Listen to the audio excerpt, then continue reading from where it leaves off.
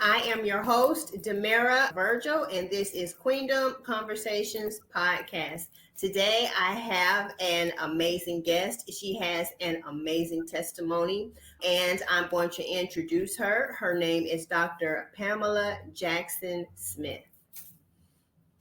Hi, Demira. I am so glad to be here on the Kweenduhm podcast, and you and I have something in common right off the bat. We both like empowering women. I am a mindset and transitions coach, and I am certified. And I also have a background in mental health. I've been a mental health therapist, part of a group practice before, and I am a retired educator. Okay. Most of all, I am a woman of God. I've been walking with God for a very long time, and He's taken me through so many trials and tribulations, just so many to even talk about. Maybe one day I'll write a book, but He's been right there with me, walking through my human journey through this life. I know that when we did the pre-conversation prior to doing this recording, I was just blown away by all the things that you have had to go through. And one thing I can say when we had the conversation is you were always at peace about it. Even though it may have been difficult to talk about certain things during our conversation, you still had this sense of peace about you. Can we start from the beginning? Like, where did your journey start? How did it start? Okay. I had 3 years of turmoil, and it's 3 years that changed my life. Oh, wow. My husband of 18 years passed in 2019, and I was not looking for my husband to pass. He had been sick, and I have been sick many times, undergone so many different kinds of things, and God always healed me. And I was looking for my husband to be healed. But that wasn't God's plan. God took him and he gained his wings in May of 2019. And I was devastated. I could not believe that God sent me a husband who was God fearing, who I just enjoyed so much. He was so full of life and fun and laughter. And he also mentored youth, like I was mentoring girls. He was mentoring boys. And he had a background where he had been doing mentoring as a police officer in the New York City Police Department. He was a detective. Oh, wow. So when my husband was gone, and it really dawned on me that he wasn't coming back, I was thrown for a loop. I didn't know what to do. I didn't know who I was anymore because we were one. And now here I am. Who am I? Who am I without him? Who's going to run things? Because I was still working at the time. And so I was trying to figure it out. What in the world can I do? And I had family and friends supporting me, lots of friends, and they would bring me meals. And I had friends who would call me to make sure I had eaten.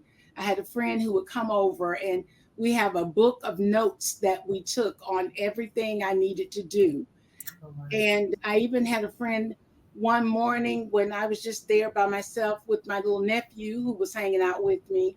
She rang the bell and said, "Open the door. I have breakfast. I want to make sure you eat." So I had all those kinds of things going on. And that was in May. And as I was going about trying to reestablish who I am and what's going to happen from here, what am I going to do about this big old house? We had a 4-bedroom house with a pool. It's way more house than I needed just for me. And I was working, and I worked for the school district as a homeless education liaison. So I worked with what's called the FIT program, and I worked with the students who were experiencing homelessness and their families. And life was going on. There were times when I had to remember to breathe. There were times when I would cry myself to sleep. And it got to be in December when I did a Christmas party for my homeless teens. Most people in the community like to buy dolls and trucks for kids, but I had a significant group of teens that needed something different. And I had someone who had donated gifts for me to pick up. So I went to pick up the gifts that morning, and I had my friend who was also a volunteer with my program. She was retired. And we went and they gave me over $1,000 worth of gift cards and then some other things. And as I was unloading my car, I tripped and fell in the parking lot and hit my head on an iron bench. Oh, wow. And I didn't know if I was going to live or what. So when I fell back on the sidewalk, all I could see was blood everywhere. Mm. And my friend called out for help, and someone called 911 for the ambulance, and my supervisor came out and they made sure I got to the hospital okay.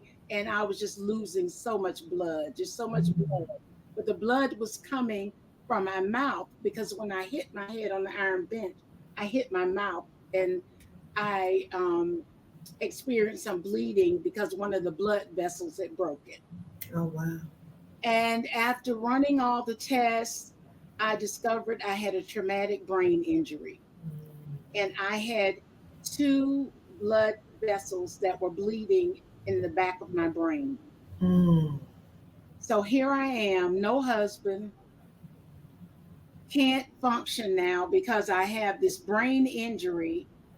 And they put me into treatment, and they stopped the bleeding. And I'm just wondering all the time, what in the world am I going to do, God? Who's going to take care of me? He's not here. And so I went through rehab in the hospital because I couldn't walk without assistance anymore. I had problems with my memory, and I was fearful of falling again. And so they were working with me to be able to regain my balance. And I was in the hospital for Christmas Day, and my niece came and brought Christmas dinner. She cooked all this food, and my stepson came, and we all had Christmas dinner in the hospital. And the hospital volunteers had given me a prayer cloth and a prayer blanket. Mm. So I came home and I had to have home health care because I couldn't do my activities of daily living, couldn't shower, couldn't groom myself, couldn't put my clothes on, couldn't sweep, mop, vacuum. I couldn't do any of those things for myself anymore. And I was just a wreck. I felt like I was a total loss.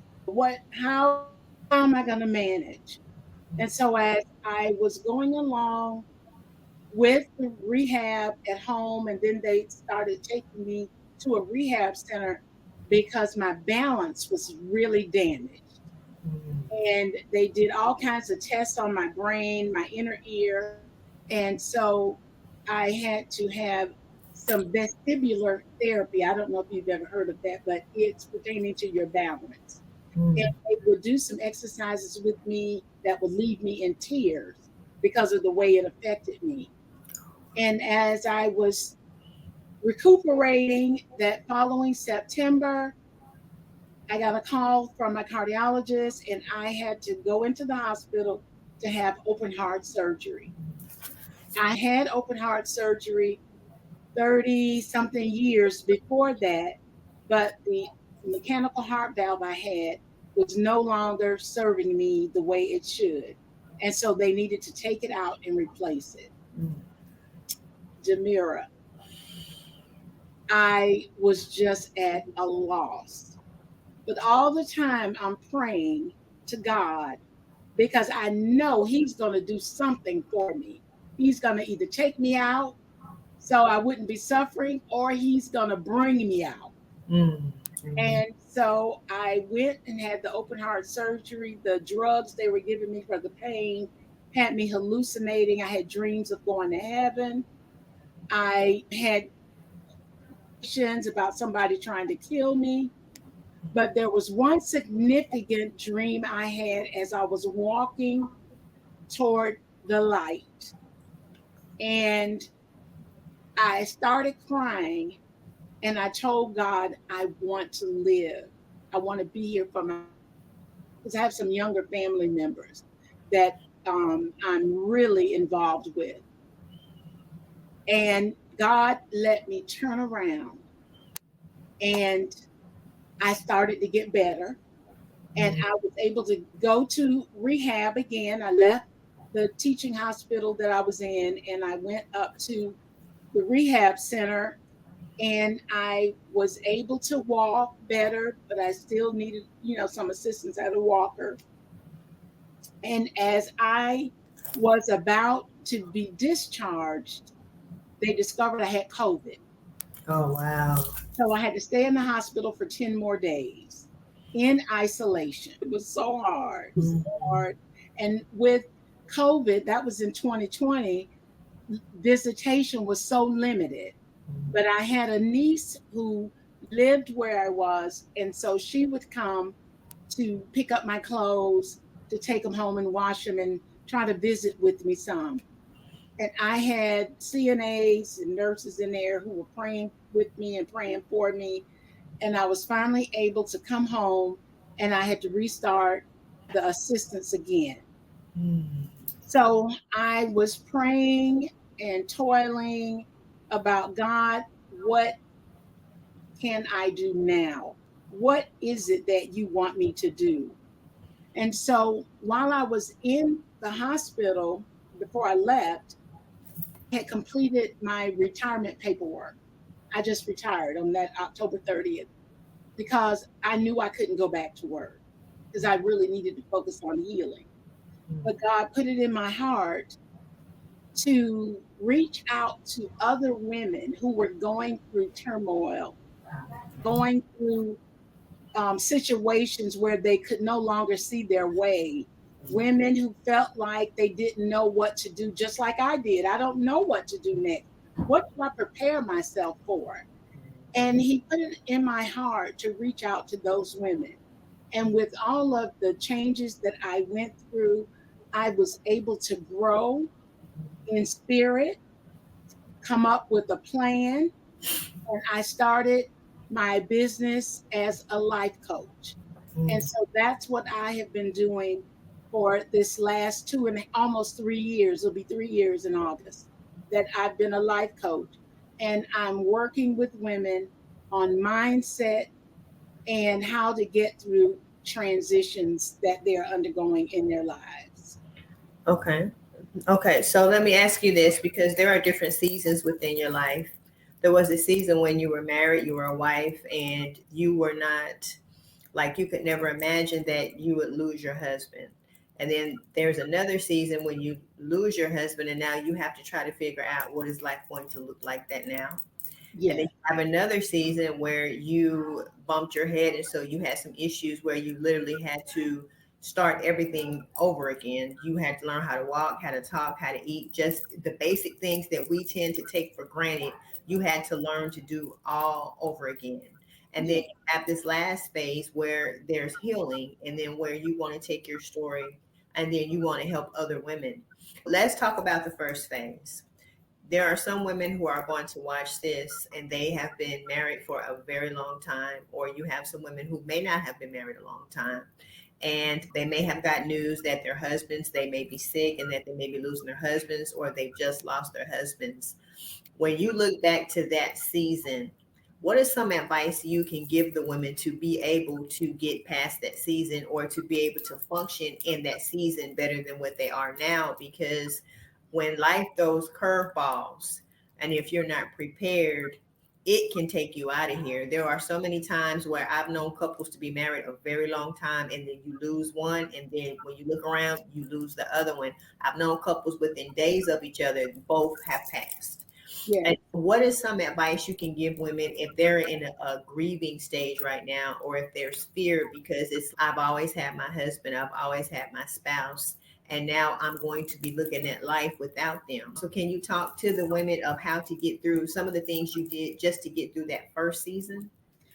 Yes, one of the things I had to figure out was what is it that I even like to do? Because people tell you find something to do to occupy your mind.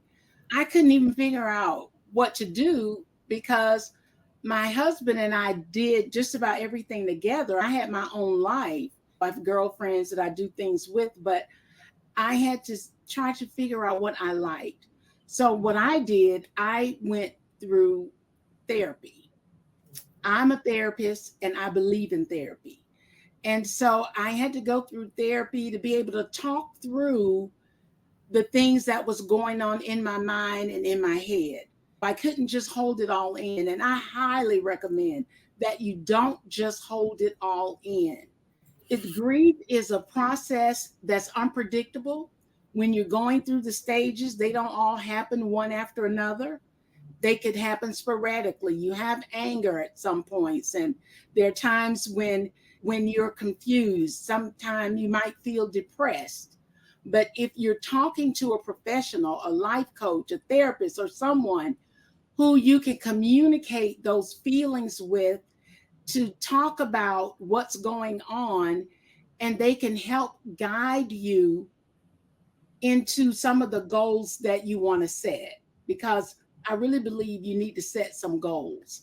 And my friends helped me a lot with that, especially one friend who would have me write everything down that I needed to do. That's how I went through that grieving period. And the grieving never stops. When you really love someone and they are a part of your life, when they're gone, it takes something from you. And I still, on special days, his birthday this year, he came to me in a dream and he spoke to me. And I was just so overtaken with emotion. I just howled and screamed and cried. I was home by myself. So, another thing I can say for those who are grieving, allow yourself to feel your emotions. If you feel like crying, if they've been gone 10 years, 20 years, 2 days, cry. When you want to cry, let it out, let it go, because holding it in makes it worse. And I talked to my cardiologist because I've had heart issues in the past. I had talked to him about the truth of people dying from a broken heart. And he said it was true. And I went and I did some research on it. And people actually die from a broken heart. So make sure that you stay connected to people who love you and mean you well. Ones who want to see you do well, stick with them and they can help you go through that journey. Now, let me just say this. Dr. Pamela Jackson Smith is very correct when she says that you can die from a broken heart. I have seen women who have completely broken down as if it may have been like a nervous breakdown where they literally could not function. They couldn't tell you what day it was. They couldn't tell you what time it was. They couldn't tell you what they were yesterday. It was like life had just completely left them because the loss of someone they loved because their significant other. And if you are bawling in all of these emotions, ladies, and you feel like nobody understands or that you can't talk to somebody, it's very unhealthy to leave all of that hurt and that pain and that sadness just trapped inside of you without releasing it. And it will take a toll on your health. It will take a toll on your mentality, and it will just take a toll on you. It will change your whole way of life. So even if you may not have the resources for a therapist, is there someone in your church? Yes. Is there someone that you can trust that you can just pour out your heart and just really express the way that you are feeling? Because grief is a very serious thing, ladies. So let's talk about the second phase. It's okay. So now what do I do? What is life going to look like for me now that this is just me? Everything that I dreamed of, the trips, the holidays, the things that we talked about in the future, that's void now. So when I look at situations, I have to look at them from an angle of just me. So can you talk to the ladies of just something like self-talk, right? Because self-talk is very important. What do you say to yourself, right? So what are some things you would say to yourself to help you get through that stage? What I did in the next season of my life with how I managed to go on, I kept reminding myself that I told God I wanted to live. And so I was trying to figure out what it was going to take for me to live. And so I started thinking of some things my husband and I had talked about. And one of the things we had talked about was going on a couple's trip to Niagara Falls, because I'd never seen it. And that's something that he wanted me to experience because we like to travel. And the other couple asked me, would I like to go? So that summer after he passed, we went on that trip to Niagara Falls.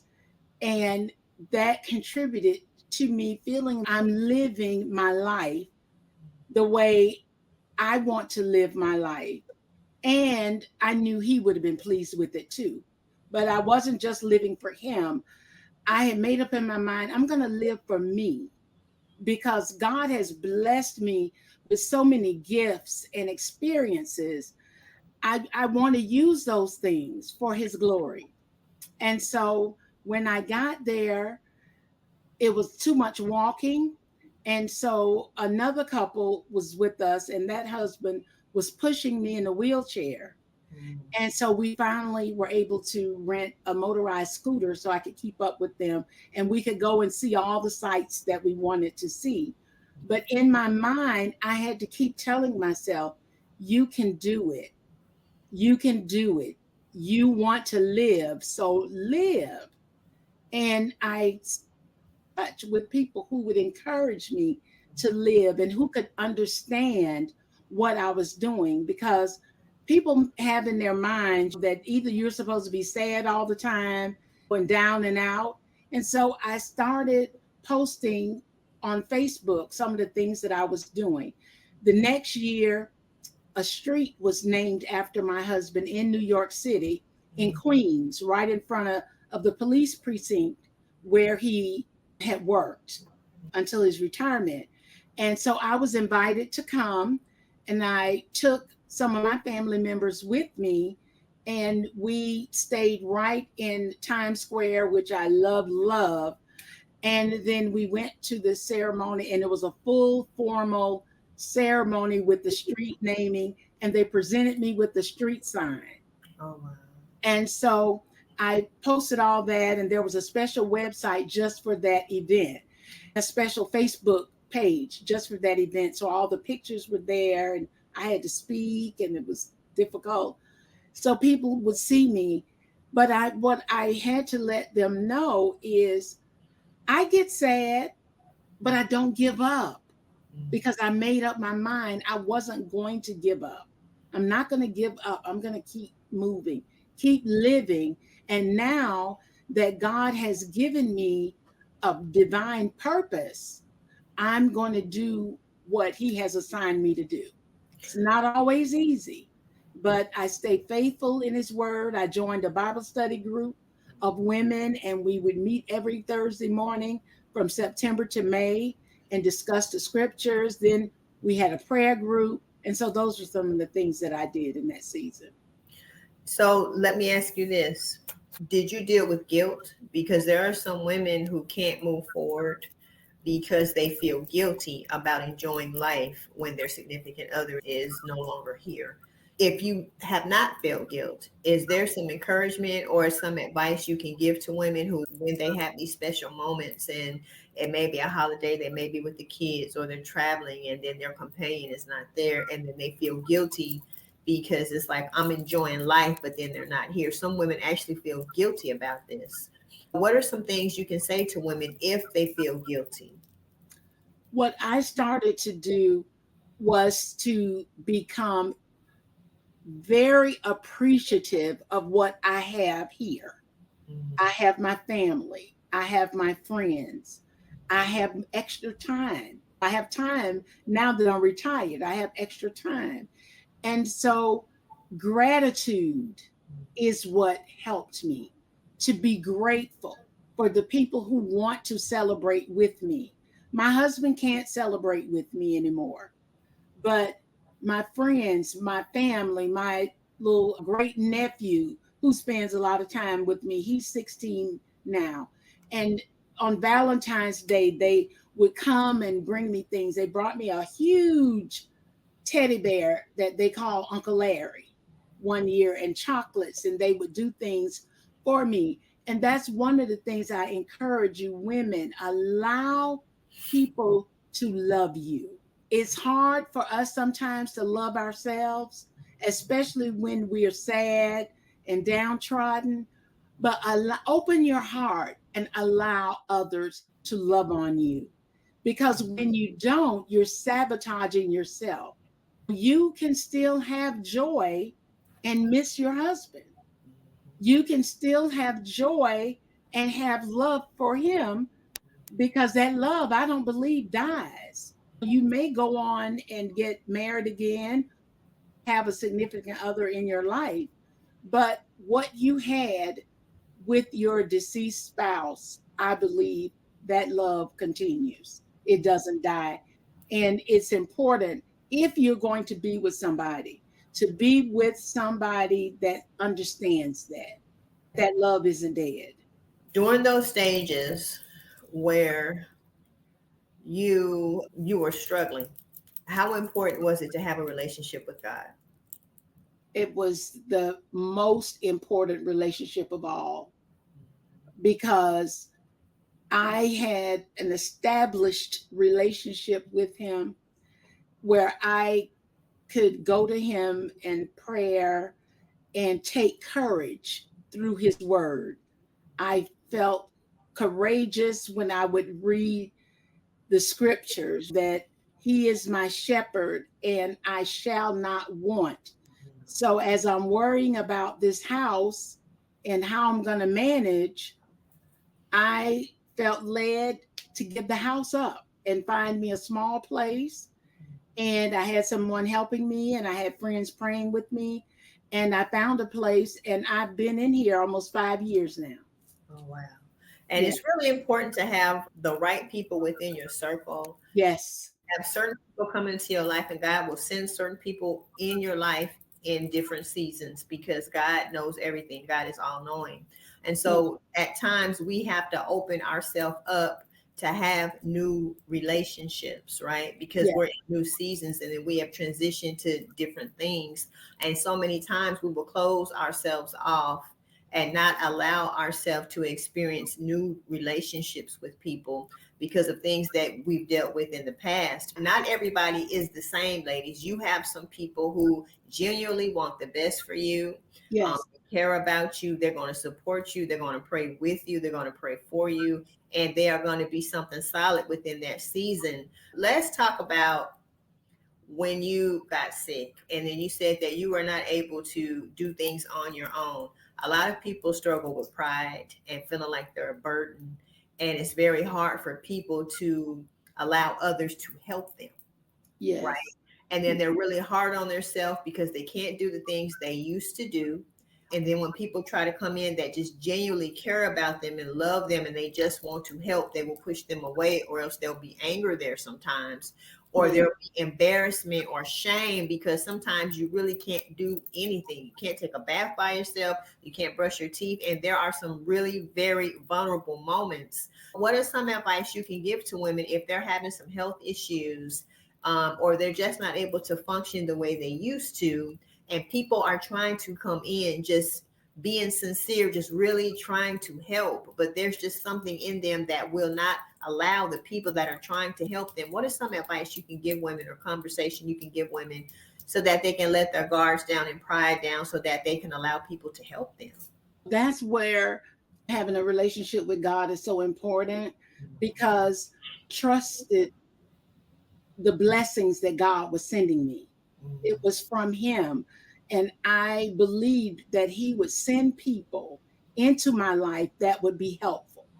And I formed some really good relationships with the home health aides.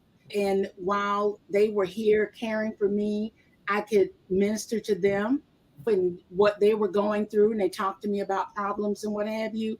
But you have to figure out a way to let go of that pride, because if you don't, you can't get the help. If you close yourself off and stay in isolation, that is so detrimental to your well being. So detrimental. But you have to just find a way to trust God that He's going to send the right people into your life. And if you can't make that decision on who you should allow into your life by yourself, find someone you trust and that you can be really honest with and open with, and let them help you make those decisions. My niece is a CNA, and so I would have her to check out the CNAs, I would talk to her about the agencies. I would take my niece with me for my doctor appointments. If she couldn't go, I would get a friend to go with me so that I had another person who could be objective, somebody I knew had my best interests at heart. I would have them with me. But I'm sure there's somebody in your life that you can trust to that point. And if you don't have that person, pray and ask God to send you someone. So let me ask you this. If you could go back and if you could talk to the younger woman and if you could say anything to her to better equip her or to prepare her or just to give her some type of guidance about the different seasons that she was going to go through, what are some things you would say? One of the things that I would say is to be resilient, to learn to be able to bounce back. When I do mindset work with my clients, one of the things that has to happen is to have that open mind to accept new experiences and to accept when things don't go so well so that you can bounce back, to get rid of those irrational beliefs that we have about I'm down and out and I'm always going to be down and out. No, you can recover, you can be resilient, and you can be that basketball. It keeps getting hit and it keeps coming back. And as you are going through life, you want to keep yourself inflated. Like a basketball that's deflated won't bounce, but you stay inflated by loving yourself, making sure that you feel worthy of the love that's being given to you, the care that's being given to you. And sometimes you need some help with that, but you have to have that positive mindset that's going to keep you inflated so you can keep coming back. One of the things that my parents taught me when I was young is that they wanted me to grow up and be independent. They said, we want you to grow up and be able to take care of yourself. Now, I was a sickly child, but they put that in me, and I figured out ways I could be independent. I could make good grades in school so I could go to college and get a college degree so I could get a job. And I would make connections with people. So whenever I was looking for something or needed something, I could be resourceful and go and get the things that I needed for myself. Those are some of the things I would say. And what is a scripture that you stand on? Something that no matter what you're going through, that it always gives you some encouragement. I stand on the 23rd Psalms. Mm. The Lord is my shepherd. I shall not want. And I just listened to some teaching on the 23rd Psalms recently, and it talked about sheep, how sheep just don't know their way, but the shepherd cares for them and they look to the shepherd for what they need. So that's one of my scriptures.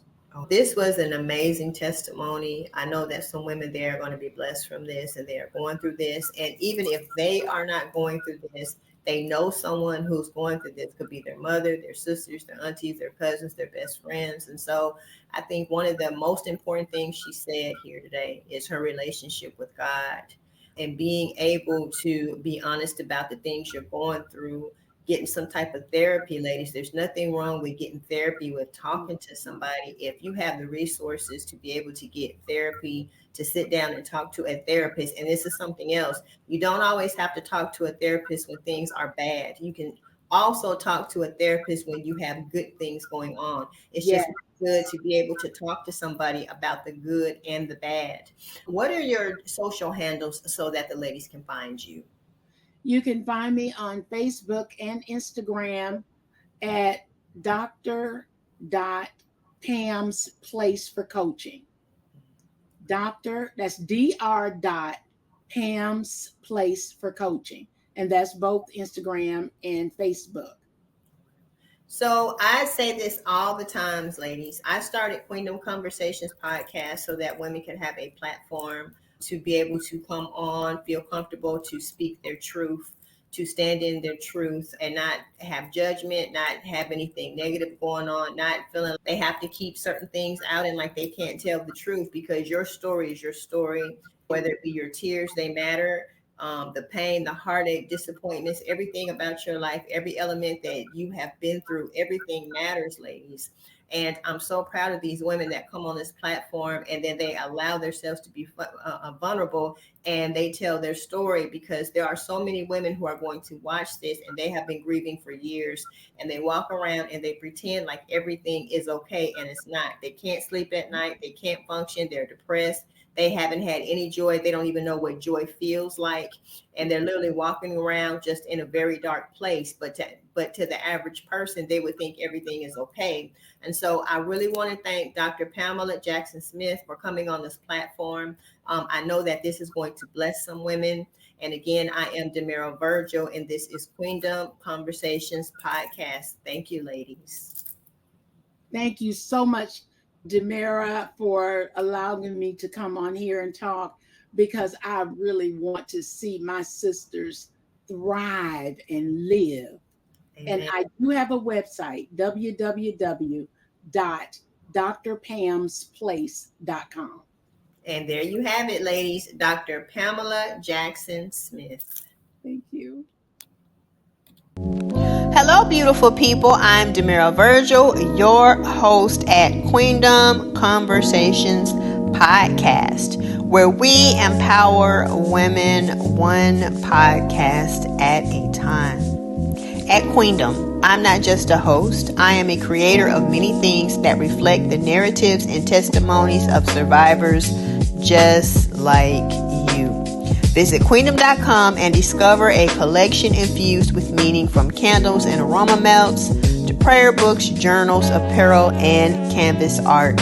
Each piece carries a story, a survivor's journey, and a testament to resilience. And a special thanks to our sponsor, The Rose Co. at roseco.store. Experience the best hair where beauty meets luxury. Visit roseco.store today and support a small women-owned business. Your support truly matters, as it empowers young women and contributes to their success. I love to see young women stepping out on faith and making their mark on the world.